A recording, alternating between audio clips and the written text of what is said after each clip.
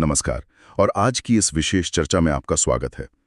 हमारे पास गुप्त साम्राज्य के बारे में जानकारी का एक बहुत ही दिलचस्प संग्रह है। जी, इसे अक्सर भारत का स्वर्ण युग भी कहा जाता है। बिल्कुल। आज हमारा लक्ष्य इस विषय को एक अनोखे और तेज गति वाले तरीके से समझना है। हमारे पास लगभग 50 सवाल हैं जो इस साम्राज्य के संस्थापकों से लेकर उनकी कला, विज्ञान और प्रशासन तक वो सब कुछ कवर करते हैं। और हमारा मिशन है इन सवालों के माध्यम से गुप्त काल की एक व्यापक तस्वीर पेश करना। हम हर सवाल, उसके विकल्प और सही जवाब पर नजर डालेंगे और फिर उस जवाब को सिर्फ एक लाइन में समझाएंगे। हाँ, ये जानकारी को जल्दी से ग्रहण करने का एक शानदार तरीका है। तो ठीक है, चलिए इस गहन विश्लेषण को शुरू करते हैं। चलिए। तो हम कुछ सामान्य सवालों से शुरू करेंगे। प्रश्न संख्या 1, गुप्त वंश का संस्थापक किसे माना जाता है? और विकल्प हैं क चंद्रगुप्त प्रथम, ख चंद्रगुप्त द्वितीय, ग समुद्रगुप्त या घ स्कंदगुप्त। इसका सही उत्तर है क चंद्रगुप्त प्रथम। उन्होंने ही असल में गुप्त वंश की स्थापना की थी। प्रश्न संख्या 2, गुप्त काल को ये भी कहा जाता है। आपके विकल्प हैं क अंधकार युग, ख भारत का शास्त्रीय युग, ग मध्य युग या घ मौर्य युग। उत्तर है ख भारत का शास्त्रीय युग। यह कला और विज्ञान में महान उपलब्धियों का दौर था, इसीलिए। अच्छा, अब प्रश्न संख्या 3, गुप्त साम्राज्य किन शताब्दियों के दौरान फला फूला? विकल्प क पहली तीसरी ईसवी, ख तीसरी छठी ईसवी, ग चौथी छठी ईसवी या घ छठी आठवीं ईसवी। सही जवाब है ग चौथी छठी ईसवी। ये साम्राज्य के विस्तार और उसकी समृद्धि का समय था। ओके। प्रश्न संख्या 4, किस गुप्त शासक को भारतीय नेपोलियन कहा जाता था? आपके विकल्प हैं क चंद्रगुप्त प्रथम, ख समुद्रगुप्त, ग चंद्रगुप्त द्वितीय या घ स्कंदगुप्त। उत्तर है ख समुद्रगुप्त। उन्हें उनकी व्यापक सैन्य विजयों के लिए यह उपाधि दी गई थी। दिलचस्प है। और एक प्रश्न संख्या 5, गुप्त साम्राज्य किसके अधीन अपने चरम पर पहुंच गया? विकल्प क चंद्रगुप्त प्रथम, ख समुद्रगुप्त, ग चंद्रगुप्त द्वितीय या घ स्कंदगुप्त। इसका सही उत्तर ग चंद्रगुप्त द्वितीय है। उनके शासनकाल में साम्राज्य सांस्कृतिक और आर्थिक रूप से अपने शिखर पर था। बहुत बढ़िया। अब चलिए प्रशासन की बात करते हैं। जी। प्रश्न संख्या 6, गुप्त प्रशासन कैसा था?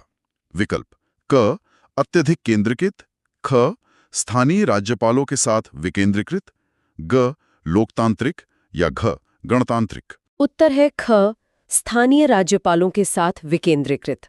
साम्राज्य प्रांतों में बटा था जिनका शासन स्थानीय प्रमुख किया करते थे। प्रश्न संख्या 7, गुप्त शासन के दौरान प्रांतीय गवर्नरों को क्या कहा जाता था? विकल्प क सामंत, ख महामात्र, ग अमात्य या घ राज्याधिकारी। सही जवाब है क सामंत। ये अपने अपने क्षेत्रों के प्रशासन के लिए जिम्मेदार थे। प्रश्न संख्या 8, गुप्त राजाओं ने किसका पालन किया?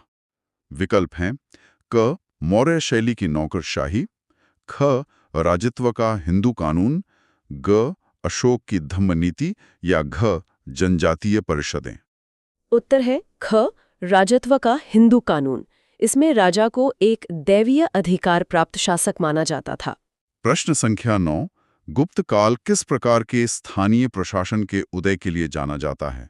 विकल्प क सभा और समिति, ख पंचायती राज, ग जिला परिषद या घ राजशाही परिषद। इसका जवाब है क सभा और समिति। ये स्थानीय स्तर पर प्रशासनिक निर्णय लेने वाली ग्राम सभाएं हुआ करती थीं। और प्रश्न संख्या 10, किस गुप्त शासक ने हूणों के आक्रमण को विफल किया? विकल्प क चंद्रगुप्त प्रथम, ख समुद्रगुप्त, ग स्कंदगुप्त या घ चंद्रगुप्त द्वितीय। सही उत्तर ग स्कंदगुप्त है।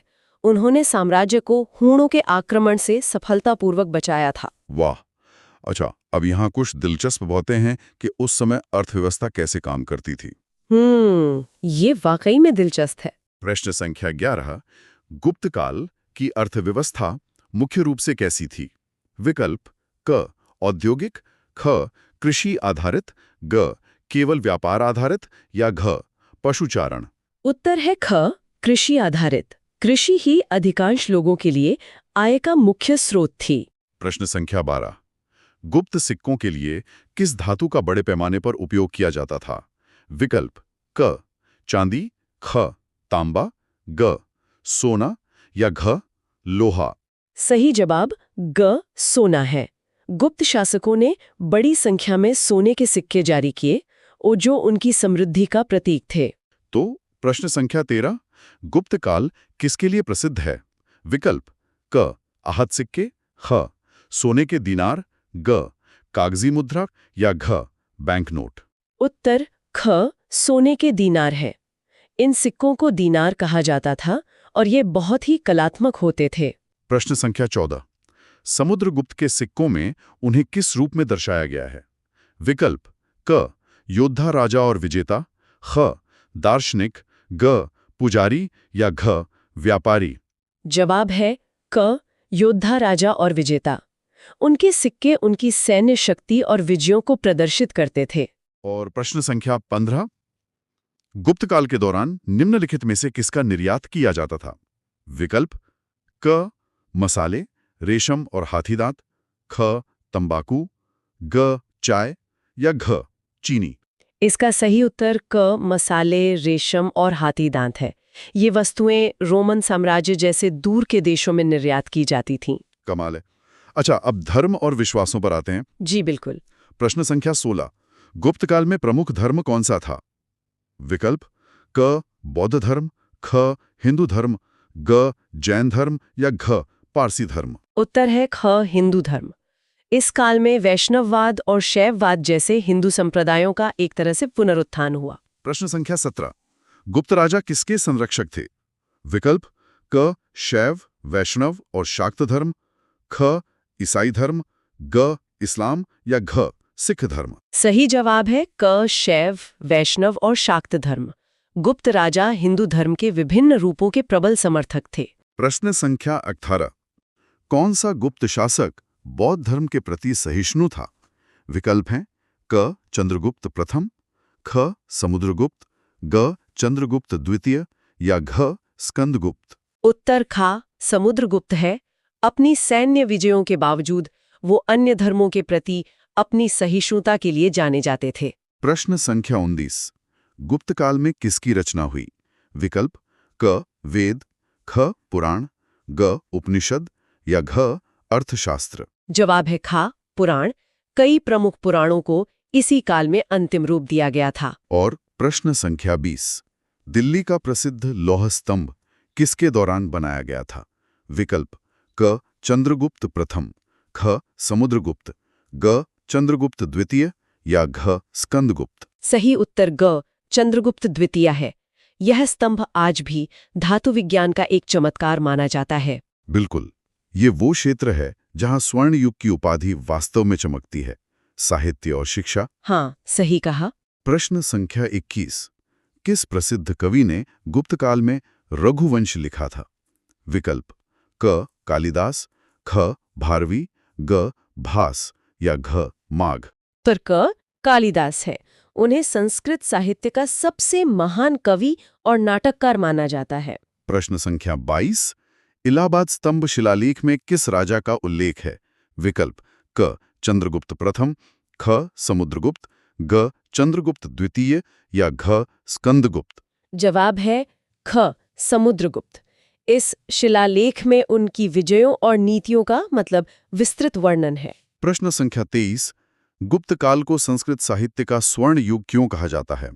विकल्प क संस्कृत में कई साहित्यिक रचनाएं फली फूलीं, ख संस्कृत राजभाषा बन गई, ग कागज का आविष्कार हुआ या घ हिंदू धर्म प्रमुख था। सही उत्तर है क, क्योंकि संस्कृत में कई साहित्यिक रचनाएं फली फूलीं। इस काल में कालिदास जैसे महान कवियों ने रचनाएं की। प्रश्न संख्या 24। किस गुप्त विद्वान ने कुमार संभवम और रघुवंशम लिखा? विकल्प क कालिदास, ख बाण, ग हर्ष या घ माघ। इसका उत्तर फिर से क कालिदास है। ये दोनों उनकी सबसे प्रसिद्ध महाकाव्य रचनाओं में से हैं। और प्रश्न संख्या 25। नालंदा विश्वविद्यालय को किस काल में महत्व मिला? विकल्प क मौर्य, ख गुप्त, ग मुगल या घ चोल? जवाब है ख गुप्त काल। यह सीखने का एक विश्व प्रसिद्ध केंद्र बन गया, खासकर बौद्ध दर्शन के लिए। बहुत खूब। अब कला की ओर बढ़ते हैं। जी। प्रश्न संख्या 26। गुप्त काल किसके लिए प्रसिद्ध है?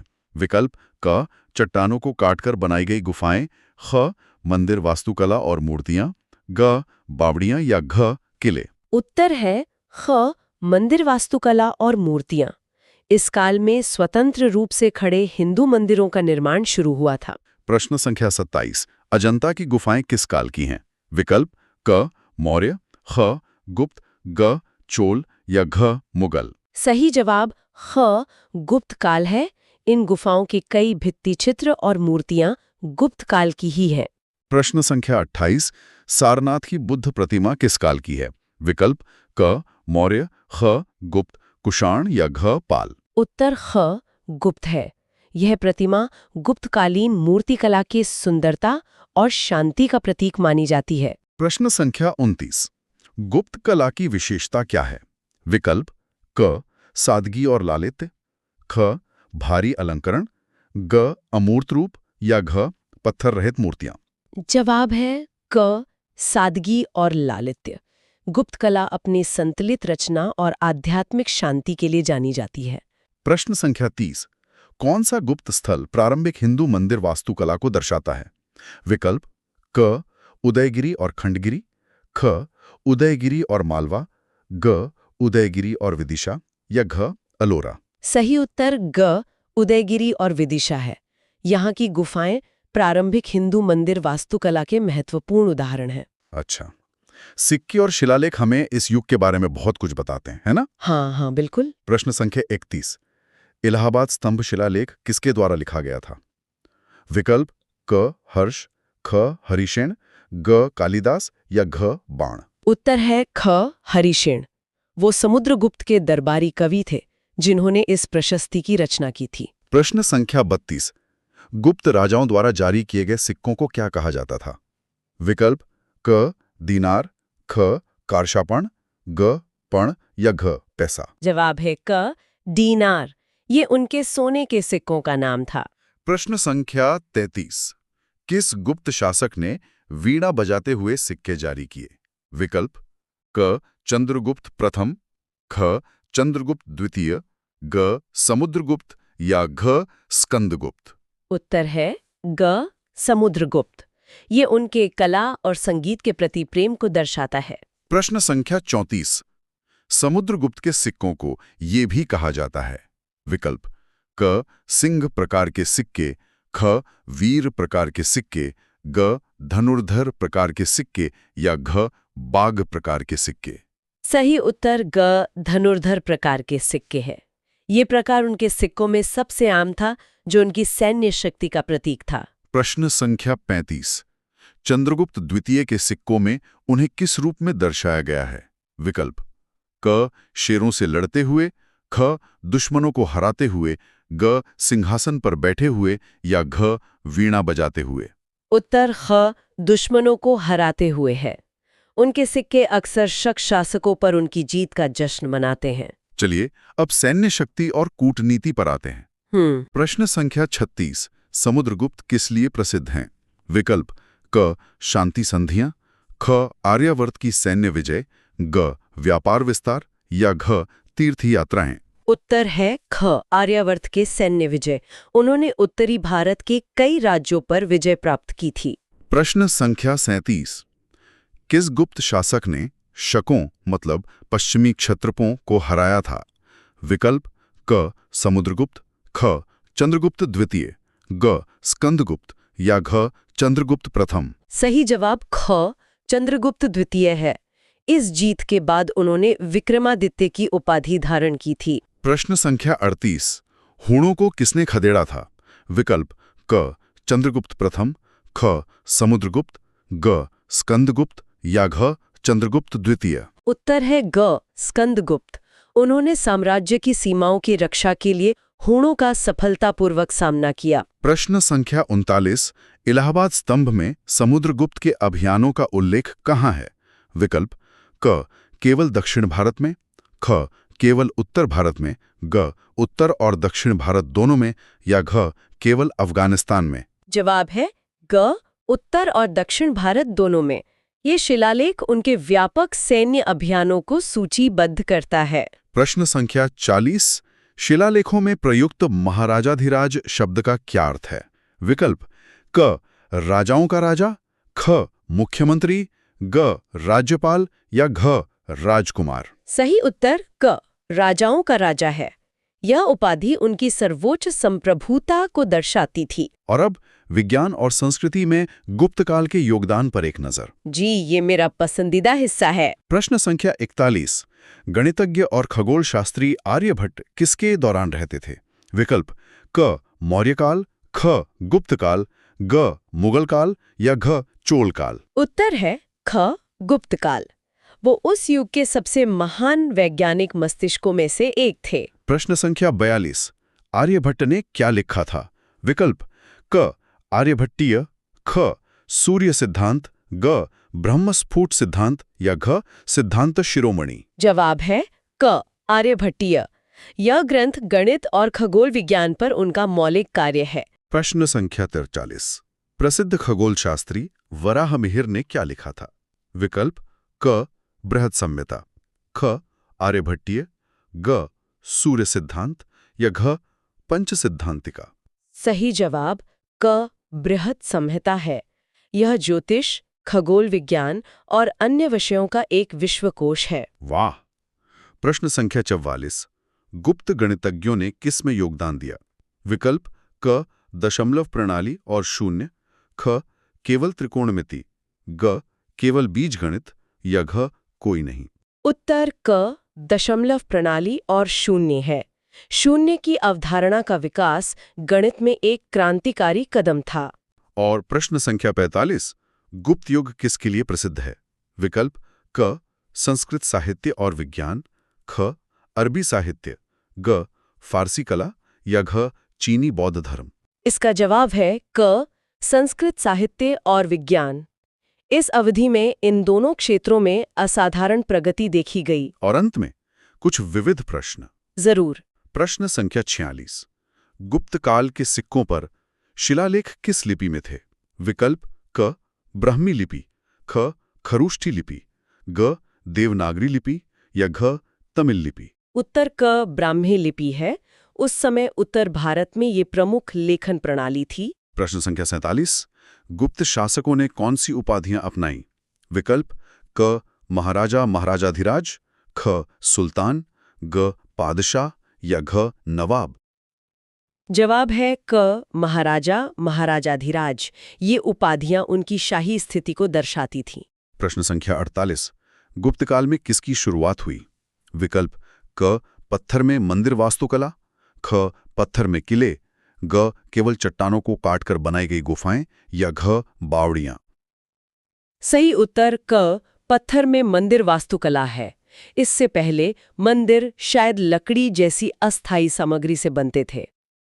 प्रश्न संख्या 49। किस गुप्त शासक के सिक्कों पर उसकी संगीत प्रतिभा की प्रशंसा करने वाले शिलालेख हैं? विकल्प क समुद्रगुप्त, ख चंद्रगुप्त द्वितीय, ग स्कंदगुप्त, या घ चंद्रगुप्त प्रथम? उत्तर क समुद्रगुप्त है। उनके वीणा बजाते हुए सिक्के उनकी बहुमुखी प्रतिभा का प्रमाण है। और आखिरी सवाल, प्रश्न संख्या 50। गुप्त साम्राज्य का पतन किसके बाद शुरू हुआ? विकल्प क चंद्रगुप्त प्रथम, ख समुद्रगुप्त, ग चंद्रगुप्त द्वितीय, या घ स्कंदगुप्त? जवाब है घ स्कंदगुप्त। उनके शासन के बाद आंतरिक संघर्ष और बाहरी आक्रमणों के कारण साम्राज्य कमजोर हो गया। तो ये थे 50 सवाल। हमने बहुत ही कम समय में गुप्त साम्राज्य के लगभग हर पहलू को छू लिया है। राजनीति, अर्थव्यवस्था, धर्म से लेकर कला और विज्ञान तक। यहाँ दिलचस्प बात यह है कि इन सवालों से ये स्पष्ट होता है कि स्वर्ण युग केवल सैन्य शक्ति के बारे में नहीं था। ये सांस्कृतिक और बौद्धिक उपलब्धियों का एक संगम था जिसने भारतीय सभ्यता पर एक स्थायी प्रभाव छोड़ा। बिल्कुल। तो इसका मतलब क्या है? आज की यह चर्चा एक विचार के साथ समाप्त होती है। अंतिम प्रश्न साम्राज्य के पतन के बारे में था, जो उसके शिखर पर पहुंचने के तुरंत बाद शुरू हुआ। ये सोचने पर मजबूर करता है कि क्या हर स्वर्ण युग में उसके पतन के बीज निहित होते हैं? और क्या महानता हमेशा अस्थायी होती है? इस पर विचार करें। अगली बार तक जिज्ञासु बने रहें।